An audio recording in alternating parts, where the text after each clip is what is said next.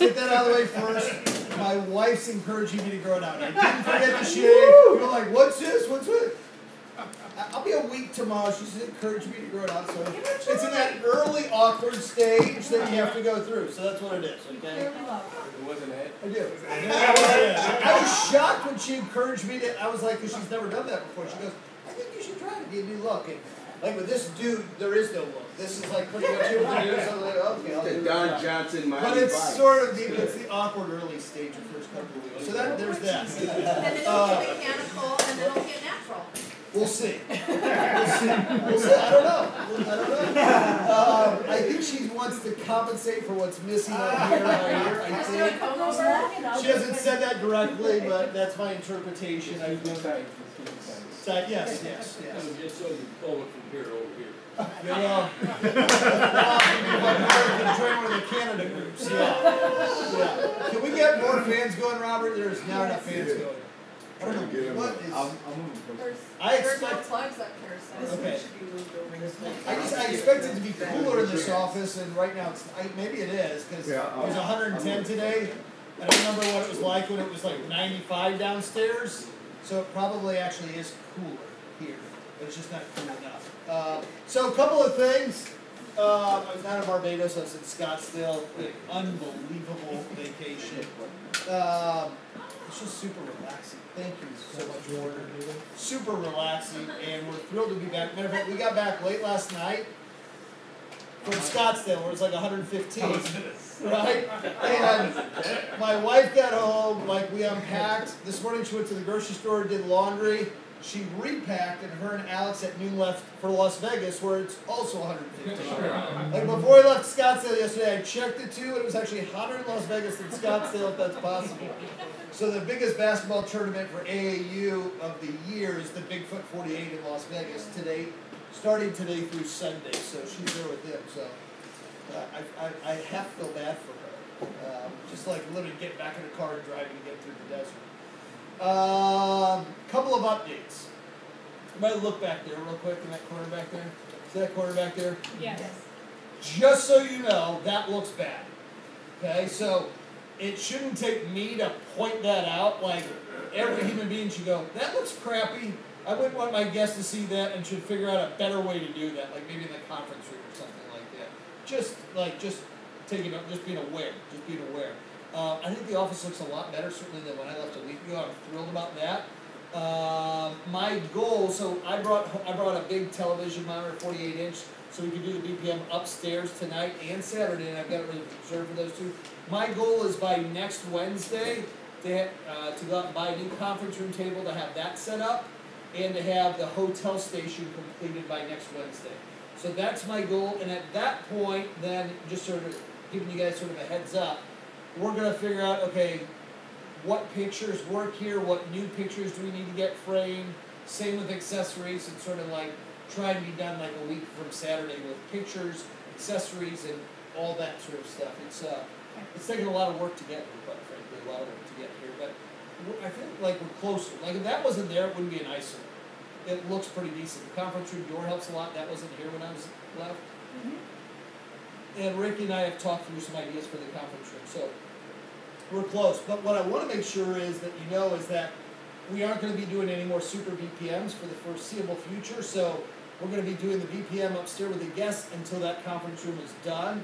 Hopefully it'll be done by Wednesday. If it's not, we'll be back upstairs Wednesday. So I want to encourage you, bring guests. I also want to encourage you, get your teammates here. When I was sitting back in the back of recognition, I sent out probably a dozen texts to different teammates that were missing. So I know this. Some of them are missing because, well, I don't want to sit through another super BPM. I need more training, right? So, well, let's be honest, that's why some of them miss. Others miss because it's 110 degrees, right? Mm-hmm. Others miss because the dog, the Bachelorette, right? Housewives of New York City, fill in the gap, right? It's that repeat of Jeopardy I like so much. Yeah, whatever the case might be. So that's just sort of an update on the office. Any questions about the office or sort of where we are, where we're going? Christopher, can we reserve the upstairs conference room for appointments? I don't know. So I'll have to ask about that. I'm not sure about that. That's a good question. Yeah, I don't know. Especially for those of us that don't have offices. Yeah, I don't know. because typically it's saved for the executive suites. Okay. But because I moved into the suite prematurely and I've been a good tenant, there's like they're flexible and stuff like that. So sort of figured that out. Good question. Any others? No. All right. How many of you are registered for convention by show of hands? Awesome. Can I encourage you to do? Even if you forget to raise your hand. You need to meet with me after the meeting, okay? For those of you that are registered for the convention, don't forget to register for the breakout meeting. We've got some terrific guest speakers, a couple surprises at the breakout meeting, and a couple surprises coming out of the breakout meeting. But I was going through the list today, one by one, with each of the SMDs, and there's like a bunch of you registered for convention that aren't registered for the breakout meeting. Now, I'll say this too, and I say this cautiously. You may have some teammates that for whatever reason can't get to Las Vegas for the convention, aren't willing to, it's a work thing, it's a childcare thing, it's a something. You should get your SMD or me to help overlap that situation so that we can do our best. Why? Let's be clear about the motivation behind that. I don't get paid a bonus for every ticket on my team that goes to, right? That's not the way it works. The reason is I know the kinds of decisions that people make when they're way outside of their natural environment and they're in that kind of an environment for 2 or 3 days. People make life-changing decisions in those kinds of environments. It's unusual for you to make a life-changing decision sitting here tonight, in your kitchen tomorrow, sitting at the kitchen table, or in your car. Most of our life-changing decisions that we make, we're in a different environment, away from our natural, because when we're in our natural habitat, all of our natural thinking processes just take over. And it's when we get away that we think differently because we're not caught up in the patterns of habitual thinking. So a lot of times the big life decisions that are made in Las Vegas aren't even related to WFG. They're related to something completely else, but they're still life-changing. So part of me going to Scottsdale this past week, and my wife was like, "Are you sure you're going to be able to unplug? How many days is it going to take you before you actually?" I'm like, "Babe, like the minute we're in the car, I'm good." Like, how many of you was I like all over the place the whole week in Scottsdale? It was like all over GroupMe and text, and like I even canceled the conference call. Like I was like, as soon as I hit, I was like, I'm out, right? Because I knew I needed the downtime, but I also wanted some time away. And I knew that kind of time away I was going to be, and I thought, like, sitting out at night, just thinking through things, making decisions, taking notes and journaling and stuff like that. So that was important to me from that respect. I was sitting at the back when Louis was talking about convention today, and Warner's like, "Hey, you ready for convention?" And he was sort of like giving me the business, like, "Ha, ha, ha, you're a 19-year veteran. Of course you're ready for Vegas, right?" I was like, "No, actually I'm not." Like, there's still things that I need to get done for me over the course of the next 2 weeks to really be prepared for Vegas and have the right kind of plan for me, for my base shop, and then for my team. So no, actually I'm not ready for Vegas. I'm really looking forward to it. Of course, I got the logistics taken care of, the hotel and the tickets and all that sort of stuff, but that's not being ready for me for Vegas, right? And so in the next couple of meetings, we'll have a meeting solely devoted to how to help you, like, mentally, emotionally, physically get ready for Vegas and so forth. But it's important to me to get everything sort of lined up so when I'm there, that I'm able to make the kind of decisions I need to make to shift my life over the next year, the next 5, the next 10, and the next 20. I'm 53. I see a good 15-year run ahead of me. I know that sounds crazy, and it's not because I want to, like, be slaving and grinding away 15 years. I don't think I do that now, but I just like the idea of being actively engaged for the next 15 years and continue to grow this as big as I can for my children to be able to one day take over. So that inspires me, that excites me. And probably because my kids are so young, I don't feel like an old 53. I feel like a young 53 because most of my kids' parents are like 10 years younger than me, so I sort of feel like I'm younger in that regard. So here's what I want to talk a little bit about tonight. I've got some ideas I want to share with you about winning. How many of you tried to go through Elite Circle just recently? How many of you tried not to? Okay. I want to share with you guys some ideas about winning in this business, some very, very specific ideas about winning in this business. They're ideas that I got notes from, that I took notes from a leader many, many years ago, and he's literally one of the top leaders that I've learned from over the years. You know what? Hang on, time out.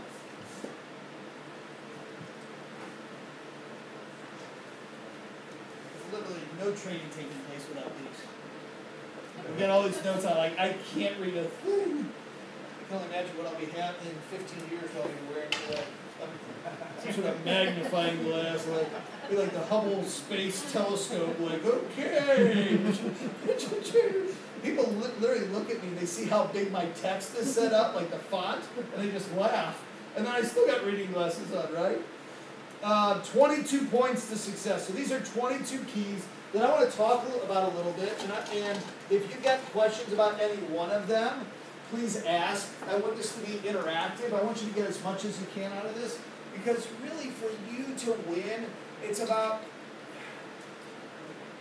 looking at things from a different perspective and then implementing those ideas. And I think the challenge for so many of us, it's like I'll give you a sort of a politics type of thing. So there was a guy about a week ago, a liberal on Twitter, who said this, who basically said, hey, like, for all of my liberal progressive friends, there's a conservative that's pretty, like, fair. I agree with him about almost absolutely nothing, but he makes good points, he's fair, and it's if you just want to continue to sort of educate yourself and be aware, he'd be a good guy to follow on Twitter.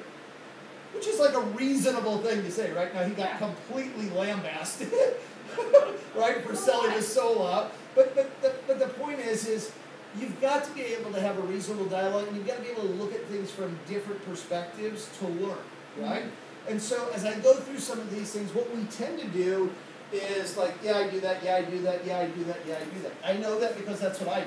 Oh yeah, be positive. Oh, I am positive. Okay, next.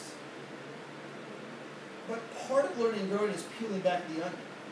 In what areas of my life am I positive? In what areas of my life could I be more positive? Am I not as positive as I think? Okay. If I was to ask my spouse or a couple of close people around me, how would they agree with me in my response to this? How can I get even more, whatever the case might be in this area? So I want to get started. 22 areas, 22 keys to success. And the first one is think a little bigger. Think bigger. Be positive. This is a must. I was listening to John Gordon book on the drive home yesterday.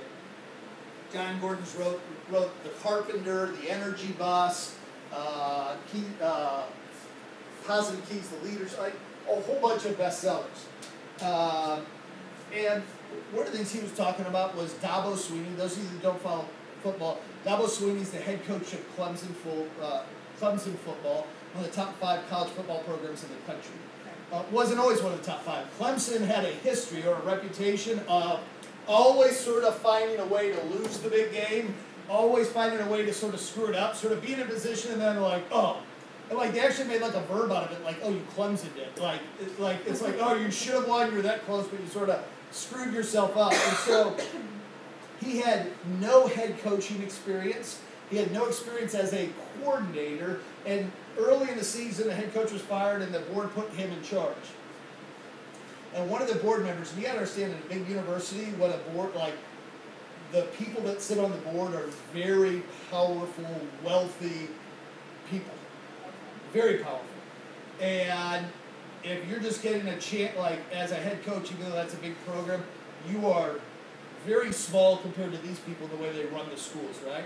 And so one of the people on the board said, look, what we would like to do is get Clemson football back to a point where it's recognized in the same light as, and then this person gave an example of a few of the other big-time colleges, like an Alabama, for example, or a couple of the other big-time programs in the country, in Ohio State, Michigan, right? We want to get Clemson back where they're considered similar to one of those programs, right?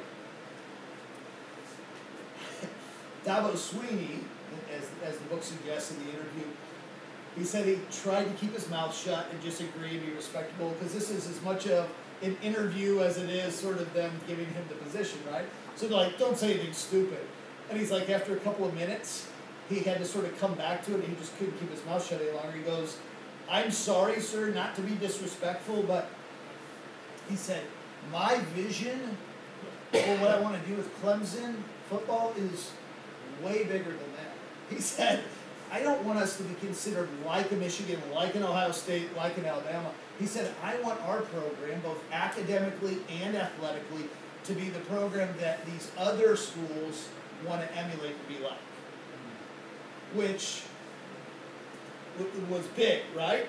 For him to say that took a ton of guts, a ton of confidence. Could have been written off as he's naive, he's just sort of looking at things through rosy glasses, he's just a little bit excited. Wait till he actually, gets into the job and see how big of a job it is just to sort of get the program back to respectability. He wound up being creating that kind of a program. When you look at academics and athletics combined and sort of weight them equally, it's Clemson and Standard, and then there's a big drop-off. And so he was able to create that. But the reason he was able to create that is he had a big, unreasonable vision. One of the first books I ever read when I got started, I'd really encourage you to either download it, listen to it, or read it, or sometimes what you can find online is like the footnotes to it, is The Magic of Thinking Big. The Magic of Thinking Big. And I read that book, I bet, every year for the first 6-7 years of my career. The Magic of Thinking Big. It's somewhat of a simple book in some respects, but it gives example after example of people thinking big. And what we tend to do in our lives, in all areas of our lives, whether it's our fitness, our finances, our business, our relationships, we tend to look at our current situation, and we tend to look at our past, and we look into the future based on those 2 points. Based on the current state of affairs, where we're at, either financially, relationship, fitness, business, or where we've been, and so that becomes the model for moving forward. And that's not thinking big. Thinking big is this. It's looking to the future through the Hubble telescope, through a set of binoculars, looking at the big, big picture, but then it's taking a microscope and looking at day to day. What do I need to do today to execute that big picture? Because I think sometimes we overestimate what we can do in a short period of time, but we underestimate what we can do over a longer period of time. And the biggest challenge for most people is just not thinking big enough. We get so caught up thinking small, thinking average, thinking realistic, that it really determines how we're going to behave. It sets those expectations. The bigger that we begin to challenge ourselves to think, the more that begins to shape our behavior. What we do. Matter of fact, Clemson University, so I think Dabo took that head coaching position 6 years ago. Does that sound about right? About 6 years ago. They just had a $55 million state-of-the-art complex built for their football team. Now, as the story goes, it's so funny, I just brought my TV, one of our TVs to the office tonight to use in the BPM. As the story goes, when he first got the head coaching position, he asked for a TV monitor, like a DVR or something like that, where he could watch game film and analyze game film, and they told him it wasn't in the budget. So he literally brought like an old TV from his house, and he said to this day he still has that TV in his office. Because even though they've got a $55 million new facility now, he's like, to him it's a reminder of where they were when they started, right? Mm-hmm. But, so the question is for you is, what do I need to do to think bigger? Am I thinking big enough when I look at my business? Or am I thinking too realistic? Am I caught up too much in the way things happen? Or am I really looking at what's possible? Where could your business possibly be at the end of this year? When we end this year, we go to Wealth Bowl, where could your business be? How big could it be? How big could your team be? How big could your cash flow be? What about a year from now? What about, like I was just saying, 15 years out in the future? You begin to look out 3 years or 5 years or 10 years into the future. One of the biggest challenges is how big we're thinking. So that's it. Think bigger, yes, Michelle. So how do you balance with thinking bigger and setting goals, and then but setting them too big where they're not attainable, so you're like, I can't even think that big, so I'm not even going to go for it. So here's really the balance is you've got to have a big vision, one that you're constantly either visualizing because you've got pictures of it or videos of it, or one that you're constantly talking about all the time. For most people, here's where I think the disconnect is. They write down some really big goals for the year, and they're totally disconnected with those. The difference is somebody who's constantly talking about this vision and they're using descriptive words and adjectives and adverbs, and when somebody's talking about their vision and talking about it constantly, their pace picks up, their level of emotion talks up, and even like, here's the thing, people won't even necessarily believe you that it became true, but they'll believe that you believe when you start getting, but most people create really big goals that seem unrealistic and never sell themselves on it. And because they never sell themselves on it, they're never willing to do the work. Does that make sense? Yeah. So you've got to, like, I know when I first started, I was constantly in my one-on-ones selling this vision of what the business was going to look like and how we were going to do it, and all these different things. And the more I talked about it, there were some things that faded away that I stopped talking about, because the more I talked about it, the less it resonated with me. It sounded like a good talking point, it just wasn't really true to who I am or what was important to me. There was other things that surfaced months later as I would talk about these things that weren't a part of my original vision, but I just found myself talking about it over and over and over because it was part of the way I saw things. So what typically it breaks down, here's what I would say.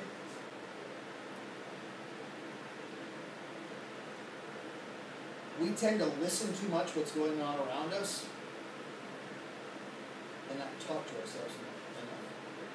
So we get caught up listening to what we hear as opposed to listening to what we're telling ourselves. And your vision is about what you're constantly telling yourself. When you're constantly selling yourself on that vision, like when you can see it clear as day, then in the day-to-day you're willing to do the work that's necessary, and you do the work necessary in a certain way. Okay? Does that help? Yeah. All right, so think a little bigger, be positive. This is a must. I want to just touch on being positive for a second.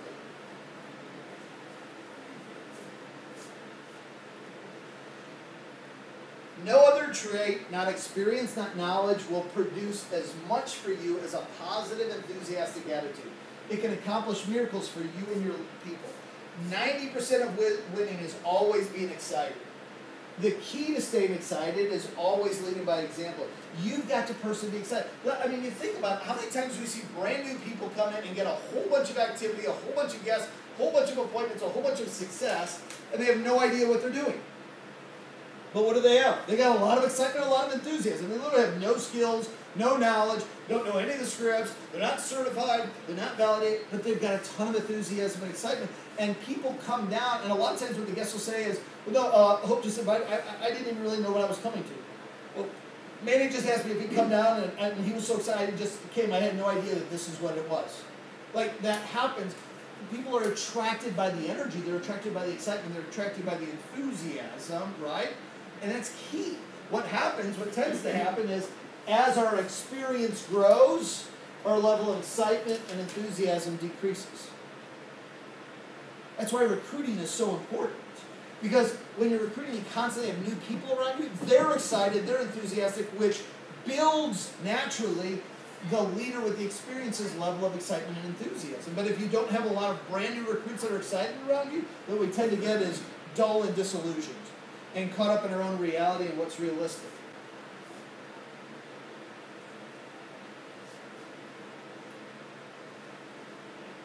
Number 2, happy people attract others like them. Happy people attract others like them. Negative, frustrated people attract people like them. When you're excited, when you're energetic, you're naturally going to attract those kind of people. When you're frustrated, you're naturally going to attract frustrated people. You just pay attention to the kind of people that you're prospecting, or the kind of people that you're inviting as guests. It's not a reflection of who you want to be. It's a reflection of who you are typically. Typically. Now there's outliers, obviously, but that happens more commonly.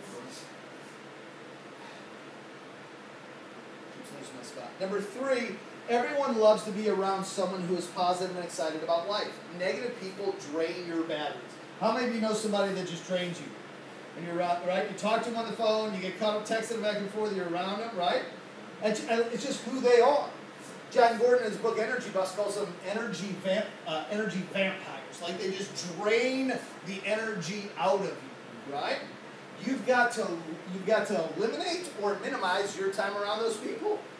And you've got to find out who are the people that excite me, who are the people that inspire me, who are the people that give me energy, and spend more and more time around those people. Number 4, positive attitude is the key to staying motivated. Most people stay motivated for 2 or 3 months. A few people stay motivated for 2 or 3 years. A winner stays motivated for as long as it takes to win. You know, I read an interesting statistic, and I got to get the exact number, but basically the question that was asked is, when do you think most people quit a marathon? If somebody's starting a marathon, and a marathon is 28 miles long, at what point do you think the majority of people quit? 80% of the day, it's 21 miles, 22 miles. At the 22-mile marker, you hit a wall. Okay, so I hit it at 25 miles, and I had friends dragging me. So Hope said 80%, like 20, 21, 22 miles. You might give me a couple of coldies. Thank you. Any other guesses? Any other feedback? Halfway through? Before it starts. So what the study suggested is, basically Hope's right. They said right at about 20 miles, and the reason is you're so far in, you've worked so hard, you're physically, mentally exhausted and tired, but there's still a lot of work ahead of you. Most people are quitting at 25, 26, 27 miles because they can see the end. They can smell it. They're close enough. But at 20 miles, it's like, I still got a lot of running left to do, and I'm hurting. And that's the point when they tend to give up. It's the same thing here. When we talk about vision, people put in, and it's different for different people. For some people it's 3 months, for some people it's 3 years, for some people it's 6 years. But it's like, I put in so much work, and I'm still so far away, it takes so much more work to get to where I want to go.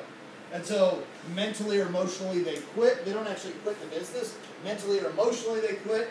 And then their behavior starts changing. They start becoming less and less connected to what we're doing. Start missing some meetings. The next thing you know, they didn't actually quit the business. They just stopped coming to meetings and doing the business, right? That's what happens.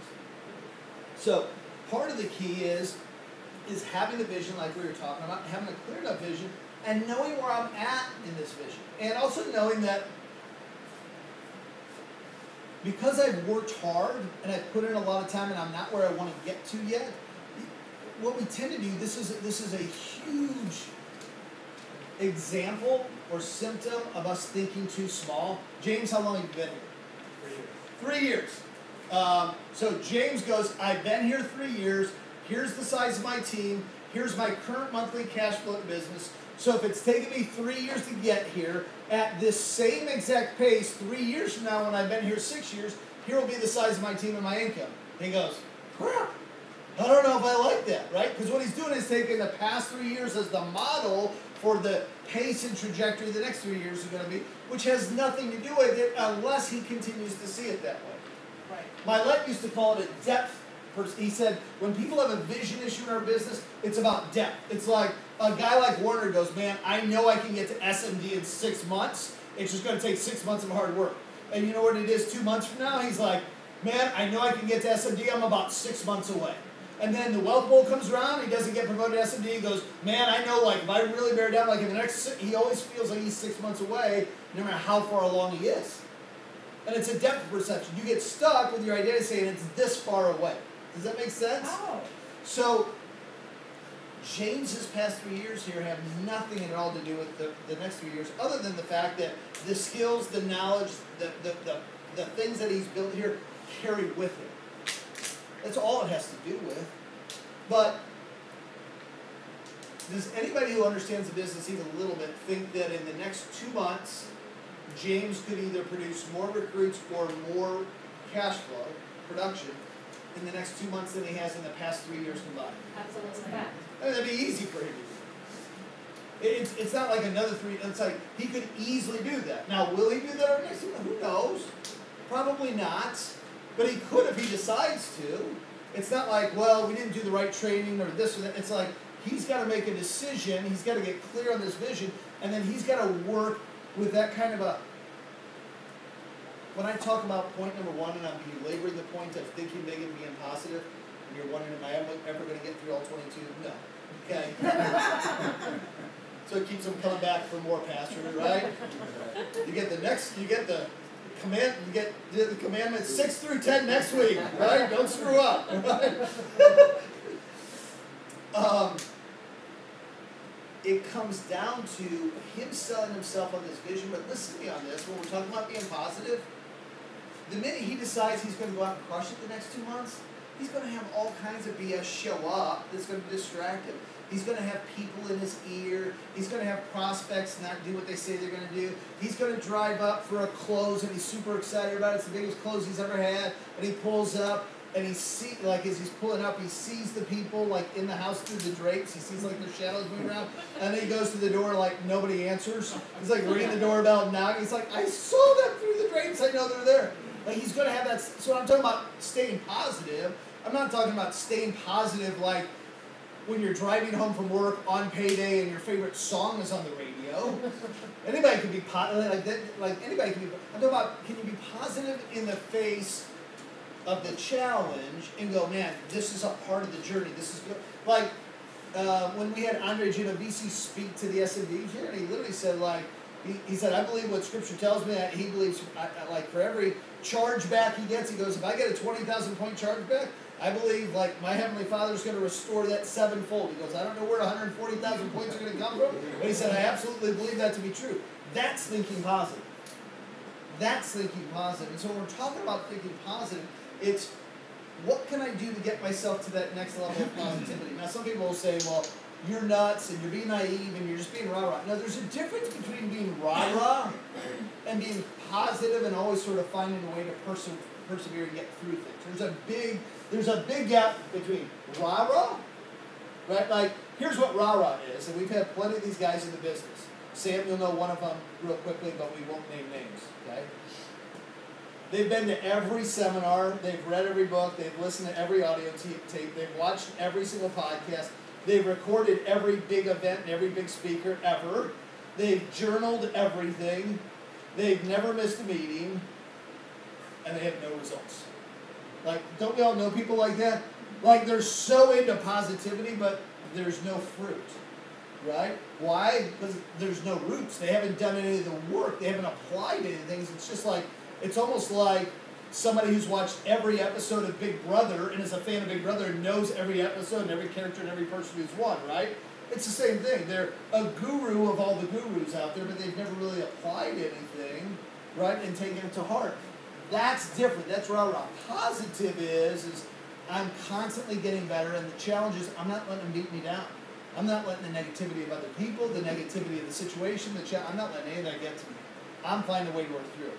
Like right now, all I keep telling myself is how much I love the temperature in here. Woo! This is good stuff. I wish we could just make it a little bit hotter. This is just a little chilly for me. I don't know that all my brain cells are firing the way they could be if it was about 10 degrees hotter, right? Amen. Okay. And then lastly, on a positive attitude, remember all of these sub-points are just under point 1 of our 22, for those of you keeping score at home. You must practice a positive attitude. A positive attitude doesn't happen overnight. It's okay to get down, discouraged, and depressed as long as you do it for a short time each day. My son Alex, when he was in 5th grade, played on his first super competitive AAU team. And we just decided at the end of the season, there was an end of the season tournament in Ohio. Neither Michelle or I could make it. And we just decided we weren't sending our 5th grade son on a plane with a coach and some other kids to be there for 4 or 5 days in some big tournament. Boy, up to that point in his life, I don't think anything devastated him more. And I told him, I said, look, I get it. I know why you're angry. I know how much work you put into this. I know how frustrated you are. I know how disappointed you are. I know how mad you are at me. Because you put a ton into this, and you deserve to go on a lot of levels. But here's the deal. You're not going. And so you've got 30 minutes to piss and moan and cry and bitch and complain and whine as much as, just let it all out. But after 30 minutes, we're done. You're not going to be this way all night and then all day tomorrow and all week while they're there. I get it. Get it out of you and get over it. And let's move on to the next thing, which is probably really good advice for all of us when we get frustrated with things. Some of us just dwell on things. Some of us hang on to things. And the point is you got to get past them and move on to the next thing, right? You got to practice being positive. It's okay to get upset and get frustrated with people. Just limit the exposure and the time. Like, be self-aware enough to go, like, I'm in a really bad mood, or my spouse has really frustrated me, or my upline's really pissed me off, or this prospect or this client or whatever. Acknowledge it, be self-aware, and go, okay, I'm going to give myself like 5 more minutes, then I'm over. Right? And then move on to the next thing. You just can't, like, hang on and dwell on these things. Does that make sense? Mm-hmm. So you got to find a way to get yourself past it. But part of it is having the maturity and self-awareness to go, like, I'm really in a bad mood. I'll tell you this, like, I've done this since long before I came to WFG. There's times I get in a really bad mood. Times I get, like, really frustrated, really heated about something. I can think really unreasonably, right? And just, like, take something to the extreme. And I just know, like, I got to get the hell out of the office. Like, I got to get out of the office because I can try and stay here and just work, but, like, my fear is I'm going to contaminate people around me. I'd rather just get out of the office until I feel better and come back, because to me, like, those are, like, bad moods like that are real viruses. And as much as, like, if you got the flu and you're throwing up and sneezing and everything, you're not going to come in the office and be around other people. When I've got that bad of a mood, I want to stay away from people.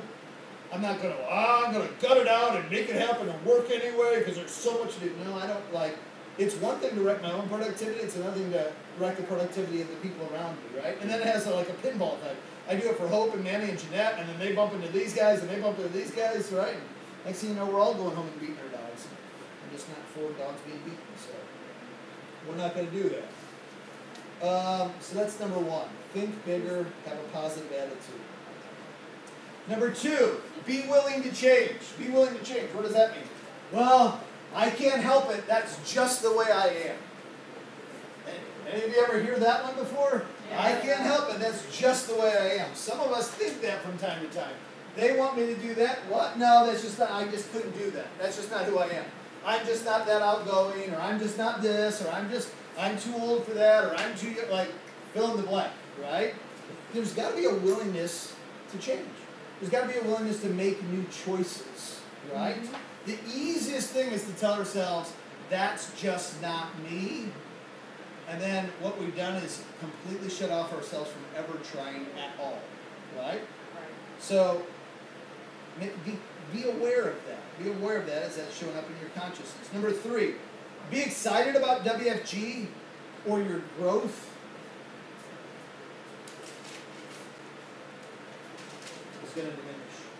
You've got to be excited about WFG. You've got to be excited about TFA. Like, you've got to be excited about the company, the opportunity, who we are, what we stand for, our platform, the fact that we recruit people, the fact that we have sweaty meetings, right? You got to be excited about all of that stuff, yes. Right? I mean, literally, like, here's how psycho some offices are. Like, and when we were growing up, like, it seemed like every office was this way. Like, I put these, like, hardwood-looking floors in our offices. You know why? Because they really take a lot of a beating. You could smell coffee, chewing gum, drag stuff, and they pretty much look pretty decent.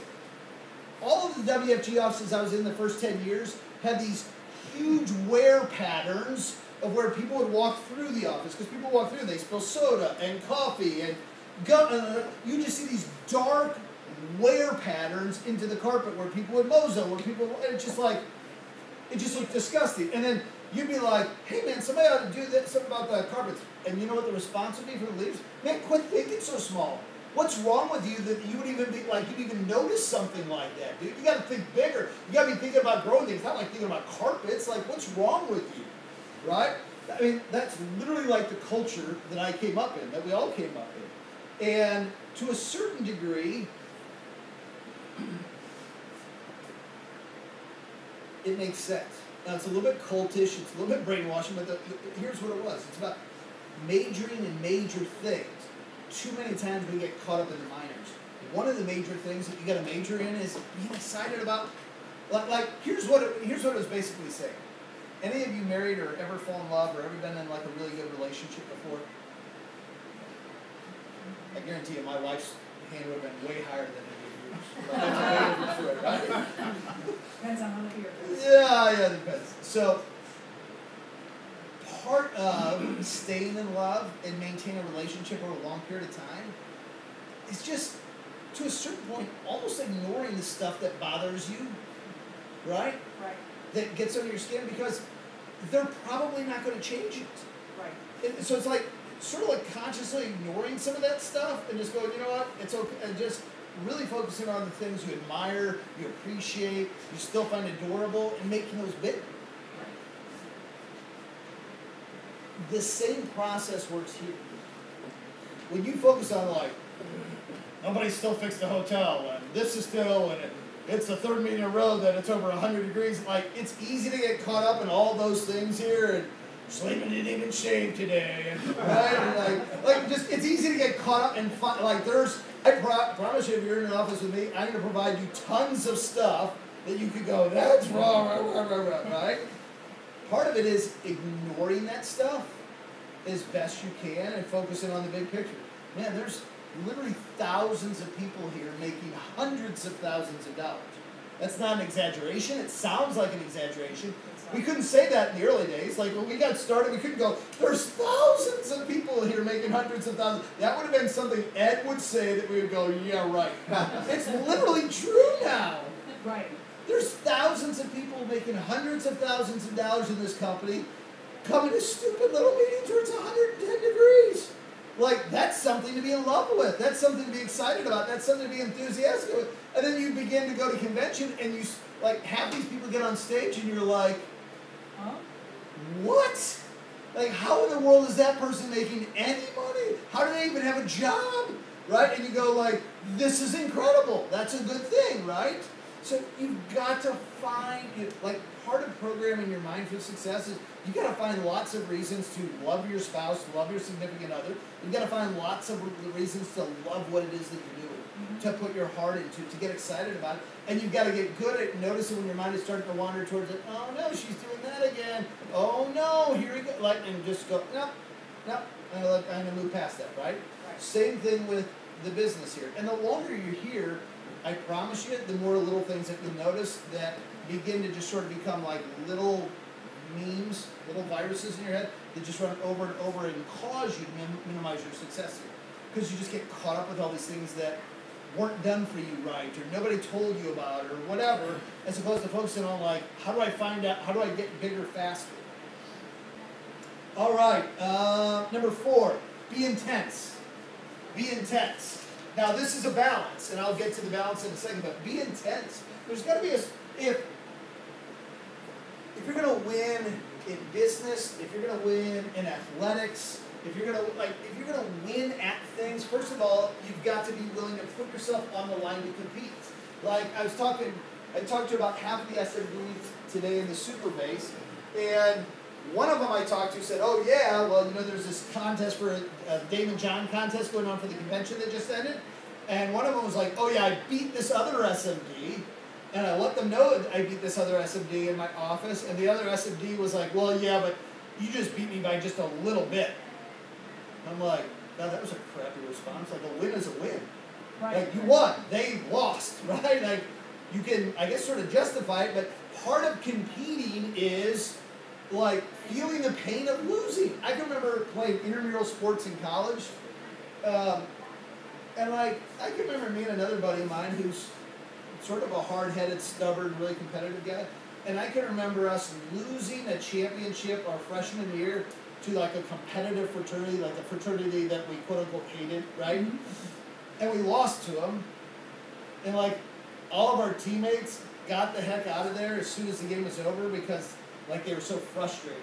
And me and him just stood there and just watched these yahoos just celebrate. Just for minutes.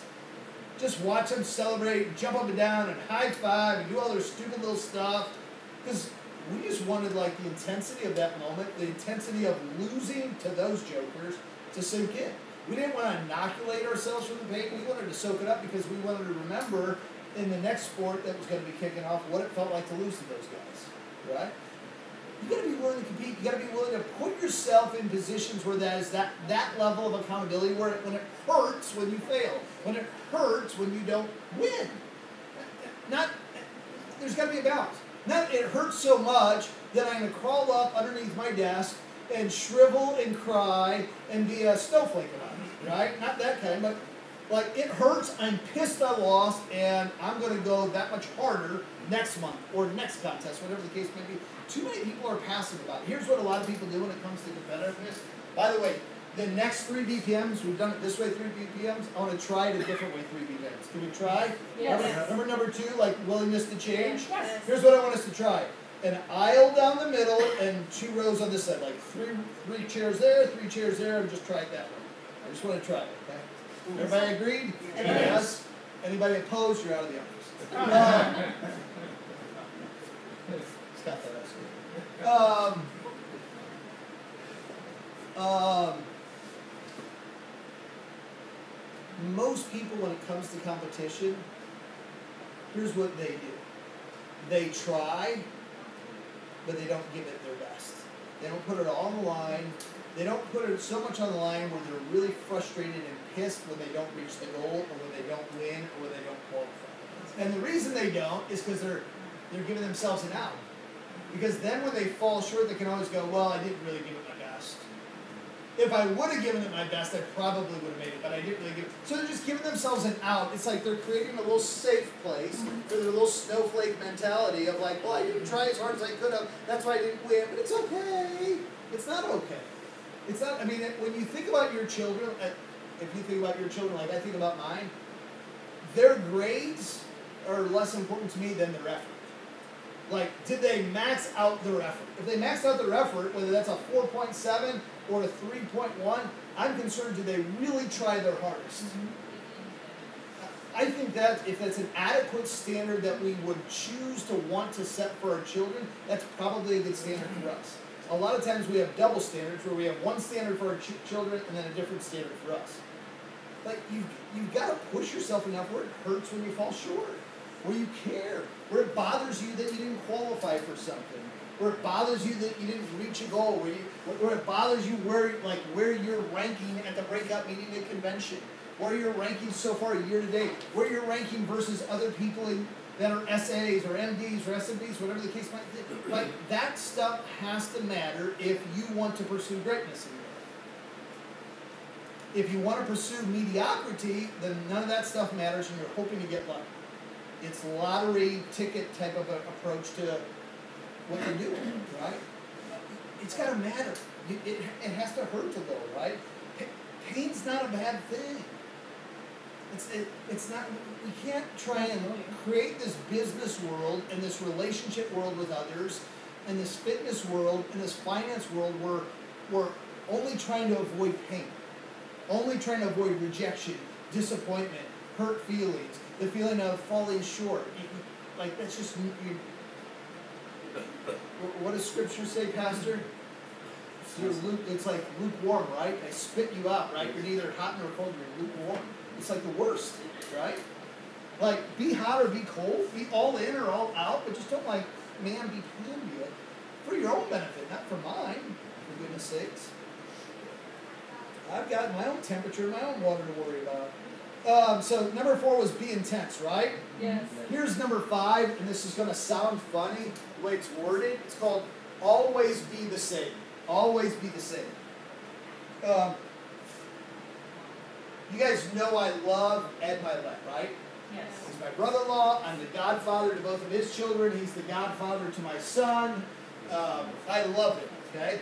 As a leader, this did not apply to him when I was new in the innovation shop. Like, you just didn't know which guy you were going to get. Was he like super heated, super intense, was going to like scream at you? Was he going to just completely be like moody and dismissive of you? Or was he going to like totally engage and in like 30 seconds lift you up and make you feel like the most special person on the planet? And literally, you just didn't know. And sometimes, like, I can remember being like, days like, oh, shit, I got a list of things I need to talk to him about. I'm just waiting for the right timing. Today, tomorrow, like, when his mood seems to be in a way that is approachable. If you're going to be in leadership, if you're going to be a coach, if you're going to be a mentor to others, there's got to be a sense, it's okay to be passionate, it's okay to get excited, but there's got to be a sense of stability there that people know what they're going to get from you. That there's an era of predictability, that you're not just so all over the place that people have no clue what to expect. It's probably one of the reasons you guys were so shocked when I walked in like this, because for 19 years I haven't. It's like, well, that's not very stable of Schlaven, right? That's very unpredictable, right? And now if every other month I was like dyeing my hair different, coming in with a piercing and be like, oh yeah, this time he's trying facial hair, whatever. But there's got to be a sense of stability and consistency with how you relate to people, most importantly, how you relate to people, your team, your colleagues, as well as your leadership. Sometimes we're very inconsistent the way we treat our leaderships. One day we're like, we're loving on them, they're the best, can I get you coffee? And another day we're like, we're screaming at them. That's like the stability in your personal relationships. People got to know what they can expect from you. When they don't, when it's volatile, it's harder to build strong relationships. It's harder to be a good leader. It's harder to be led, quite frankly. All right. Number 6 is treat people the way you want to be treated. I would alter that a little bit. Maybe treat people the way they want to be treated. Like the way you want to be treated. Like some people are like, hey man, I just need it direct. I just need somebody to tell me like it is, right? So if that's the way you want to be treated, that's not necessarily how everybody else around you wants to get treated. That could go the wrong way for you, right? I think a better way to put it is be cognizant of the way that you're treating people, right? And I think what's probably a better aim is rather than being equal, is being fair with people. Not everybody's the same.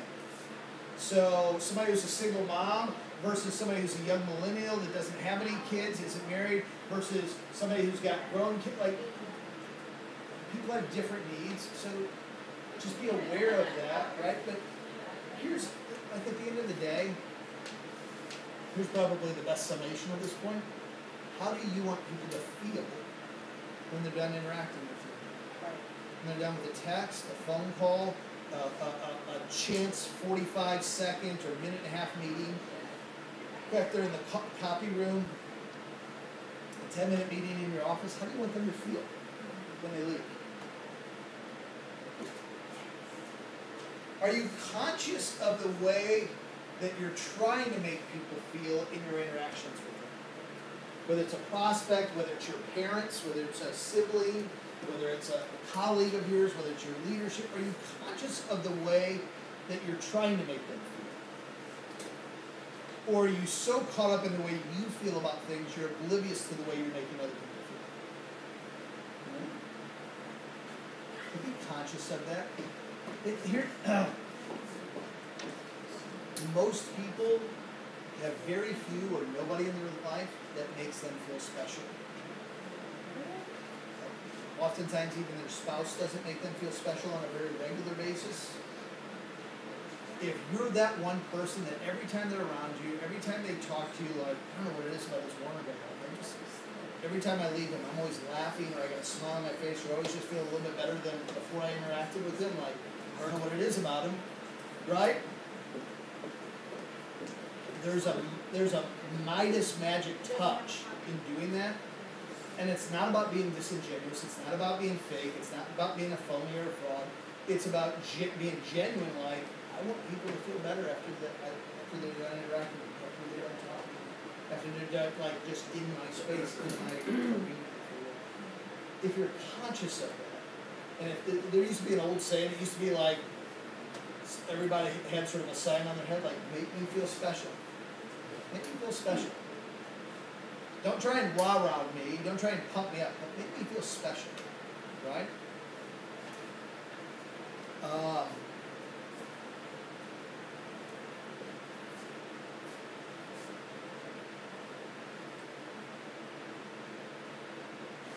Like if you're a guy, just notice, like, did a woman cut her hair? Is it colored? Did they get a fresh deal on their nails? Are they wearing new shoes? Is that a new outfit? Like, those little things can make somebody feel special like that. Like that. I can't. It's crazy. I can't tell you how many times I've said to somebody like, oh, God, you just got your hair done. It looks adorable. I really love that cut on you. And a woman says, thanks. My husband never noticed. Like, if I had a nickel for every time that's been said to me, I'd be like, it's crazy. Like, I can't tell you how many times I just notice something simple that's obvious to anybody who's paying attention, and the response is, my husband didn't notice. Like, and I'm not flirting, I'm just like, right. People want to feel special. They want to be acknowledged. Like, I'm here. Hello, I'm here. People want you to acknowledge them like they're here, they're present. And it's just a little bit extra paying attention and being aware that acknowledges people for who they are. It's important. It's so easy to do, but we get so caught up in our heads and what we have to do and being busy that we just don't do that. And it's an easy thing. It's important in building a team and building a family, building a tribe, building a team, whatever it is you want to build. I want to build a pyramid, but that's just me. Yes. What? Yes. Oh, this is one of my favorites, number 7. It's you gotta write this one in your notes. For those of you not taking notes, this is a good one to write down. It's okay to be nervous and scared. It's okay to be nervous and scared. And if you're not nervous, and if you're not a little scared, you're probably not growing. It's okay to be. Is that what that is? It's okay to be nervous and scared when you're prospecting or making phone calls or sitting down with somebody. Like, the more that you put yourselves in those situations, the more that you're growing and learning. Now, don't be reckless about it, but but at the same time, don't, once again, like, try to create this safe space where you're never nervous or scared, and everything you're doing inside of WFG is well within, like, your controls, right? That's just not, you're not going to grow anything. Okay. Learn to enjoy the discomfort, okay? Blow this thing up. Okay, here's a big one. Number 8, learn to love the toughness. Learn the toughness. Love the toughness. The toughness of what? The rejection, the disappointment, the fact that you've got a full-time job and you're doing this, the fact that you've got family responsibilities and you're doing this, the toughness of sometimes the temperature in the room, the toughness of like all the extra hours, the toughness of being here late and having to get up early the next morning, the toughness of running appointments, and sometimes even when you've got the right ideas, the client doesn't say yes. You've got to learn to love the toughness. If you don't learn to love the toughness, you're probably not going to get tough enough to win. So you got to learn to love it. Like, learn to love those aspects that are making you tougher. And it's anytime we're in that space of discomfort where things are difficult, it's easy to go, right? And it's important to go, hey, this is one of the reasons I'm going to win, right? Because it's not about how, like, the fact that it's tough right now. Here's what I know. 90% of these jokers, when it gets this tough, are going to quit. I'm the one who's going to, right, make one more call, one more prospect, one more day, one more meet, whatever it is. I can't tell you how many times in my first 6, 8, 10 years I told myself, every time I was frustrated, disappointed, overwhelmed, every time I got rejection, disappointment, like, I just kept telling myself, this is why I'm going to win. This is, like, I point to this thing that was, like, making me frustrated and upset and saying, this is why I'm going to win. Because this would cause other people to quit. Or the fact that this has happened to me 100 times now this month, most people wouldn't tolerate it. Most people aren't tough enough. That's why I'm going to be one of them that makes it. I can't tell you how many times I convinced myself of that. And it sounds crazy because what you're basically doing is saying, I'm a glutton for punishment. Bring me more punishment. Bring me more of this dissatisfaction, this discomfort, this thing I'm not enjoying. But I just kept reprogramming and going, nope, this is why I'm going to win. This is why they're going to pay me again. Or this is why I'm going to have a big team. And over a period of time, you get over sort of that hump. But if you don't tell yourself that, see, let me just give you can I just give you a slight deviation of that? The slight deviation of this, and this is really popular in social media today, is like, that's just the grind, it's just the grind, it's just the grind. It's all about the grind. But that doesn't do anything to give me hope, the fact that it's a grind and this is the grind. That just tells me it's a grind, right? That's different than saying, this is why I'm going to win. It's the same experience. Social media is just describing it differently because, quite frankly, a lot of these people on social media have never actually gone through it. They're just quoting stuff, right? When you reposition the grind part of our business or the grind part of life and you go, man, this is why I'm going to win. This is the kind of stuff that causes other people to quit. I'm not going to quit. I don't care how tough it is right now. I don't care how frustrated. I can take it 10 times worse than this. This is nothing, right? Those are the kinds of things that build mental toughness where you just get stronger and stronger. Right? Where are we on time? pushing it. Okay. Number 9, always do what is right. And there's never a right time to do the wrong thing, and it's never the wrong time to do the right thing. Always do what's right. I promise you, the holiest, the most righteous, the most integrous of you, and we got a bunch of them in this room, you're going to be challenged. You're going to be given choices related to a prospect, related to a recruit, related to a client, related to a product recommendation for a client. You're going to be given choices that are going to test your decision, your integrity to choose to do the right thing. I promise you all. It's like you being integrous and righteous and having high values is not going to insulate you from any of those things occur. It's almost like you're going to get attacked with those things. And I've just been around here long enough to see really what I consider to be good people.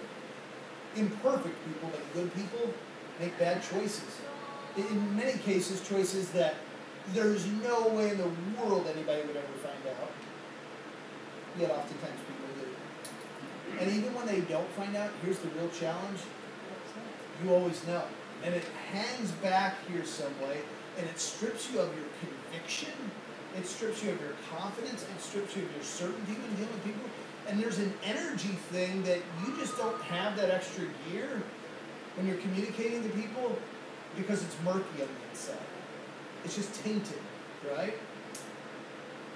And when you do the right thing, even when it costs you opportunities, even when it costs you big opportunities, like, to me, sort of like the last one was, you can just keep going and going and going so much longer because you know that you're standing for the right thing. And you know if you keep doing the right thing, keep standing for the right thing, you're going to get yours. I used the example a number of months ago, like when the Israelites fled Egypt, they were lost in the desert, they were getting manna from heaven, and they were getting just enough manna every day just to sustain themselves. They couldn't like put it in the freezer and save some for tomorrow and then microwave it, right? They were just getting just enough to sustain themselves, right? That like they were getting just enough. And like my perspective when I get prospects or referrals or annual reviews from clients, or like my perspective is I'm being given just enough for today or just enough for this week, and whether they're teeny tiny little opportunities or they're big ones, like I just got to do a good job with what I'm given today, and I can't worry about tomorrow. I'm going to work hard, but I'm just not going to worry about it, right? I've just seen far too many times when really good people try and make a recommendation it's a decent recommendation, but it's not the best recommendation for the client, right? Just know that you don't ever have to cross that line with everybody. You don't ever have to. And no matter, you may hear about other people that you're like, man, I thought for sure, I can't believe they did this or they did that, no wonder they're winning. Don't let that ever steal from you the fact that you can play a completely clean game and win, right? There was the head football coach for the Indianapolis Colts when they won a Super Bowl, Tony Dungy, right? Football's a pretty brutal, violent sport, played by not only big, strong, athletic, competitive men, but there's also quite a few, a decent-sized percentage of those men that are just violent men by nature, not good people. And they happen to take out their aggression well on a football field and get compensated very, very well for that, right? What was that guy's name? He was the New England Patriot. Got put away and then killed himself. Aaron Gonzalez, yeah. Aaron Hernandez, yeah. Let's just say he's not the only guy like that in the NFL, okay? So Tony Dungy is coaching 60 men like this, right? 60 aggressive, competitive. As the story goes, from his assistant coaches, his players, nobody has ever like challenged us. Never raised his voice, ever. If they want to hear what I'm saying, they're going to listen. I don't have to yell. Like these guys are used to being yelled at since they were like 5, 6 years old playing Pop Warner. right? Being screamed at by football coaches, being screamed at by coordinators, like, never raised his voice, never used a vulgar word, ever. And yet was able to bring his team to the pinnacle of the sport, the Super Bowl, and win it, right? So, it's just a testament to, just because other people are doing this stuff doesn't mean you have to do the stuff that you can win and play a totally straight clean game, right? Christopher, how Yep. you spoke to us for Oh, that's right, I forgot. That's right. Yeah, I forgot. Yeah. Yeah. That's crazy. All right, we're winding down here. Number 10. Fear is what you think about. Fear is what you think others will think of you. Fear is what you think others will think of you. 2 minutes. You've got a guest. You've got a whole floor to make up. You've got to go down this hallway, up us, and then. So, Matt, did you let them know they're all ready? Okay. Does nobody in here have a guest? Who's got a guest? Scott? Who else? Ricky? Muhammad up there. Okay. fear is what? Fear is what you think others will think of you. Nobody cares what you think. So most of the time when we're afraid, especially in this business, most of the time what is at the core, if you peel back the onion a little bit, what's at the core of that fear usually is our concern, our overwhelming concern about what others are going to think about us. And we're afraid that if I say this or do this or behave this way, if I behave too enthusiastically, if I invite them, if I try and set up an appointment, if I overcome the objection, if I ask them for referrals, if I'm passionate about what I'm doing, that in some way that they will then think something negative of us. And the fact of the matter is most people are so busy thinking about themselves, they're not thinking about you the way that you're imagining they're going to think about you. They're just not. They're so caught up in their own. They're more worried about what you're thinking about them because they're not responding the way that you want than they are thinking about you for asking the question. Fear is largely imagined in our own minds. It's not really based on any sense of reality. It's this perception that we create. It's just not based on facts. It's not based on logic. It's not based on reality. It's something that is largely self-created and to a very large degree keeps us from thinking big and pursuing big things in life. It's like this author, John Gordon, I was listening to yesterday, he talked about he owned 3 restaurant franchises, and he grew up in he said in his words, a Jewish Italian home. He said, so we had tons of guilt. We were really good at doing guilt, right? And he made a decision when he was just starting. He had not written his first book yet. He was just starting to speak at really small things. And he decided coincidentally he was away at a conference, shockingly, and he made a big decision that he was going to sell his restaurants and he was going to become a full-time author and speaker because that's really what he wanted to do. And he came home and he sat down with his wife and told her that. And he said she was sort of freaked out and nervous. And he's like, we had 3 restaurants, but honestly, he said, we sold them. It's he said, we probably have enough to get us by for 2 years, maybe 2.5 years, but it wasn't going to set us off forever. And he said, when I told my dad, he said, my dad absolutely flipped out and just thought I was nuts. Completely lost my mind. He's like, he was just telling me how irresponsible it was, and all just really laying on the guilt, right? And it's so he winds up writing his first book and becomes a bestseller. Starts getting bigger and bigger speaking engagements, right? So he's on the Today Show 3 years later, and he's on there and they do a little, interview or whatever with him. And he said afterwards, he said his dad called him on the phone. He's just gushing, just like, son, we're so proud of you, blah, blah, blah, blah, blah. We always knew you'd make it, all this sort of stuff. He's like, I didn't have the heart to remind him that, he completely thought it was the stupidest decision in the world. He didn't believe in it at all, right? That's the nature of things. But we get so caught up worrying about these things, the people that are supposed to be along with you for the ride long term are going to be there for you, and other people aren't. And you can't be afraid of losing the ones that aren't supposed to be with you long term in the pursuit of getting. You just can't be, because, it sounds crass to say they're going to be replaced, but other people are going to fill that space in your life that are supposed to be there for that next phase. It's like one of the, truly, I think, one of the first lessons I tried to teach my wife early on in her relationship. Now, she's had two really close friendships since she was like 11 or 12 years old. They're still like her two closest friends to this day. So she's got this warped vision that, like, that's the way life is, right? And I just tried to explain to her, I was like, some friendships will be like so spot on, like inseparable, so close, unbelievable for a year, and then they're over. And some are like 3 years, and some are 5, and they're not all supposed to go 30 or 40 or 50 years. And to me, it doesn't diminish the value or the importance at that stage of my life in that place. The fact that it was just a year, it doesn't diminish it in any way. It's just, it was awesome for what it was, and now they moved on, I moved on, things changed, whatever the case might be. And so there's people that you're afraid of, or you're worried about what they think about you. So you're not being aggressive about helping them with their finances. You're not being aggressive about inviting them as a guest. You're not being aggressive about your vision for your business and what you want to do and the impact and all this sort of stuff.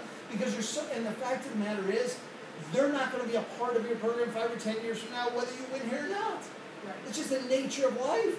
And then you look back and go, man, these people were close to me. I had opportunities with these people, and I never pulled the trigger on them because I was so worried about what I wish I would have then, because it would have been great for them. Like, you've completely lost contact with them now. It's not even possible. You know what I mean? So be aware of that. Be aware of that, and don't be so caught up worried about what. And like, honestly, if they really think something that negative, like if your fears are really exercised and manifest and they were accurate, which is like a 1 in 1,000 type of thing, then how they want they could have a friend to begin with? Like honestly, you think about any of your close friends, if they invited you to a meeting or sat down to do an appointment with you, like, if you're going to call that friendship kaputs, like, how good of a friend were you to them? I mean, it's just a preposterous standard. You know what I mean? All right, what number was that? 10. I'm going to give you 11 because that gets us halfway through the list. And it's a good place to stop. Pride will ruin you. It stops you from following instructions. Get rid of pride. It stops you from being coachable. Stops you from being accountable. Stops you from giving your best effort. I don't want to look bad, so therefore I don't give my best effort. That's pride getting in the way. You're not willing to put it all in the line. You're not willing to go for it. Right? Once again, like sort of a reoccurring theme tonight, you've got to be self-aware enough to know, like, when you're showing up as prideful. When you're showing up as prideful.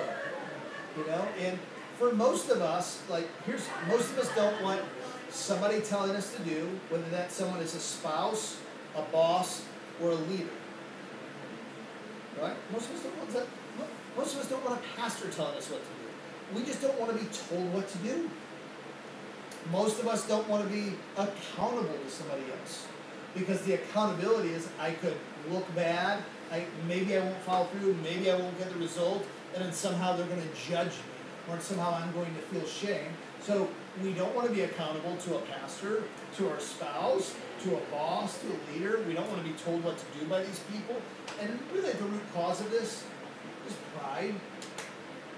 Like, in like a coaching relationship, if you really want to help somebody get better, or you want somebody else to help you get better, both the instruction and the accountability, like, they're two critical pieces. Imagine, let's take it outside of WFG. Imagine professional sports. Luke Walton is coaching the Lakers, and he's not able to give any of the players direction because they're prideful, and he's not able to hold them accountable for their positive or negative results because they're prideful. I don't care how good the players are on the Lakers, they're going to be a mess. Like, LeBron James, the best player in the world, played for Tyronn Lue last year, right? And yet, it's well documented, LeBron James took direction from Tyronn Lue. Before that, he took direction from Spoelstra down in Miami, like two novice junior rookie coaches, and he's the best player in the world. Michael Jordan won scoring titles before Phil Jackson, but never won championships. Never came close to winning championships. But then a coach came in, and he let the guy coach.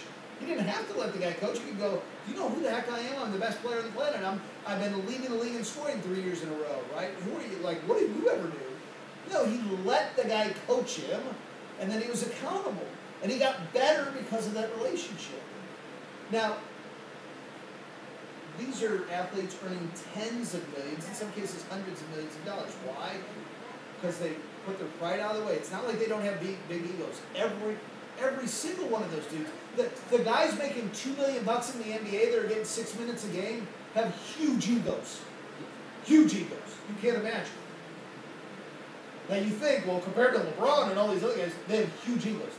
To make $2 million a year and play in the NBA, even if you're only getting 6 minutes a game, you got a huge ego. Right? And yet all of these guys push aside their pride. Why? Because they want to get better, they want to make more money, they want to play at a higher level, and they can't do it without that coach relationship that involves direction and accountability. So just be self-aware enough to know where pride is getting in your way, either one of those things. And once again, perfect examples. You go Tiger Woods with his swing coach, right? Butch Hartman, former swing coach, or Jordan with Phil Jackson, or LeBron with Spoelstra, or Tyronn Lue, right? In all these cases, I want you to consider this. Because some of you are like, well, yeah, if I had a great coach, then I'd be more coachable. Then my pride wouldn't get in the way. It's like, but my coach has all these imperfections. In every one of these cases, the athlete was far better at the actual activity, the sport, than the coach. Like 1,000 times better. It wasn't even comparable how much better the athlete was than the coach. Mm-hmm. And yet the athlete still, because they understand how important this is, put their pride aside and took direction from the inferior person called the coach and allowed the inferior person to hold them accountable. For the coach's benefit? No, for their benefit. They had a huge ego, but there's a difference between big ego and small pride, and big ego and big pride. Okay? So just consider that. Okay? Last thing, then we'll break into make-shot meetings. I'm assuming we get okay with the guests. Can I get you like 4 more minutes? Yeah. Okay. For those of you that know. You look at this office, and here's what I see. You look at this office, the way it's laid out, like as we compress things, here's what was wrong with the downstairs office. It was wide and narrow. We could literally put 25 people if we wanted to, or 23 people across the front row, and then be like 2 rows deep. And it was wide and narrow. That's not how you create energy. You create energy by smushing it like this. You create energy by having somebody sitting 8 rows deep, even though we don't have a very big meeting tonight. By compressing it, we create combustion. Right? Mm-hmm. It's like you take a house, right? And you've got like a gas left on the stove, and you throw a match in there. It's not immediately going to blow up. But if you close the doors to the kitchen, it's going to blow up a lot bigger and a lot faster, right? Because you're combusting, you're compressing all that into a smaller space. As we compress this here, here's what I promise you is going to happen. It's going to happen, I'm not talking like 10 years from now, I'm talking like in the next couple of weeks and months, we're going to get the logistics together here. But what's going to happen here is, as you guys begin to start bringing the guests in, as I start bringing the guests in, each one of us does this, there's going to be a completely different energy level in the Mo-Zone here. Yeah, okay, oh, the tours. It's not the tours, it's the energy in the Mo-Zone that gets things going. Here's what's going to happen. People are going to start coming down this hallway down here, getting off the elevator, and you're going to feel the energy. You're going to hear the buzz long before you make that turn here. It's going to become more and more palpable as you're coming down here. And by the time people get to the reception desk, it's going to be like, what's going on here? And it's going to create curiosity. People are going to sign in, and they're going to be like, what is this? And they're going to get caught up in here. And they're going to be overwhelmed with the energy level that's going to be taking place in here purely by the design of the office. Because it's constructed differently. It's constructed in a way that suits our business much, much better. The fact that you've got the conference room right there with guests, and then they're gonna be coming out in the back of our BPM like this, the back of our general training is gonna create great energy for us. Here's what's gonna happen. This place in a short period of time, just because of the way it's constructed, I've done this before, we're gonna pack this out and it's gonna go another row back and another row back and another row back, and I can guarantee you in a short period of time, we're gonna be having guest chairs lined all the way up to that back conference room right there. And it's only, from here to there, we can only put like 70 or 80 people. But it's gonna feel like freaking 200 people. And then all of a sudden when the BPM ends, and like we gotta move the back row just so people can get out of here, and people see all these people, they're gonna be, what the heck is going on here? Like, you can't show up and feel the kind of energy that you guys can create and hear the kind of stories and meet the kind of people that you guys are, and then get a presentation about our company, what we're doing, and not walk out and just go, like, I don't know what this is, but I just felt great when I was there. The people made me feel great. I enjoyed them, and I want to come back and see more of this. When Michelle and I were both raised in the Catholic Church, took every sacrament there except for, I didn't take, what's the one when you die, the anointing of the dead or something like that? I didn't take that one. And I didn't become a priest, so there's like 2 of them I didn't do. But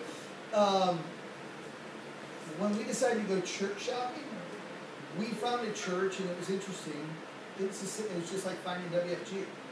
It was like, as we drove up on the property, it's like, there's people in the parking lot, and they're just a little bit positive, just a little bit enthusiastic, just a little, hi, welcome, you know. And they didn't know if we were new or if we had been there 100 times, you know what I mean? There's lots of cars driving in, but we just started to feel it from the time we drove up and parked, and then people getting out of their cars, there was just a different energy. And then in the lobby, as you're walking in, the way you're greeted at the front, like there was just this different energy throughout the whole thing. And when we left, she's like, I was like, what do you think? She's like, I already know what you think. We go, well, just like, humor me, what did you think? She's like, well, I really liked it, but I'm sure you didn't like it at all. I go, actually, I really liked it too. I said, look, I don't know if this is the right church for us forever, but I think it's the right church for us and our family, like, right now. And so, like, part of it was the doctrine that they were teaching, for sure, but it was the environment that they created that was just so different and so refreshing to us. And what we've got a chance to do here, and this is going to happen over these next 3, 4, 5, 6 weeks, is create that environment here, the best that we've ever seen as a team.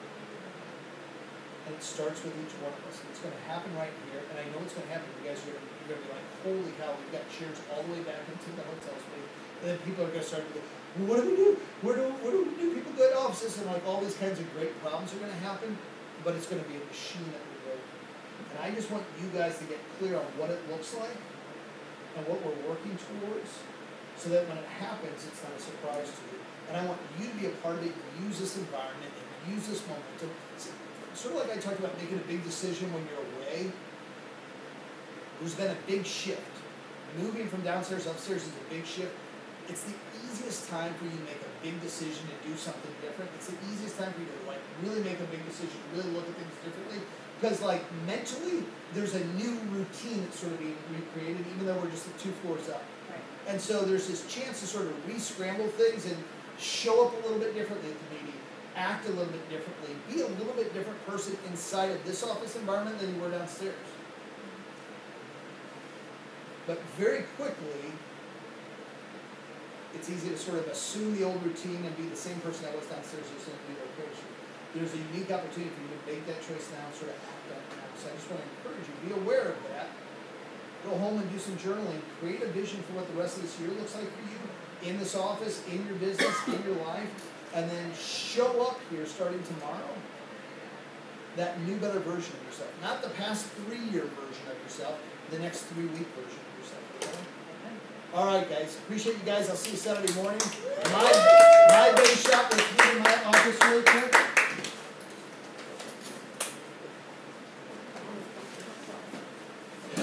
$11 points to Squire. I'm glad I didn't give you the other one.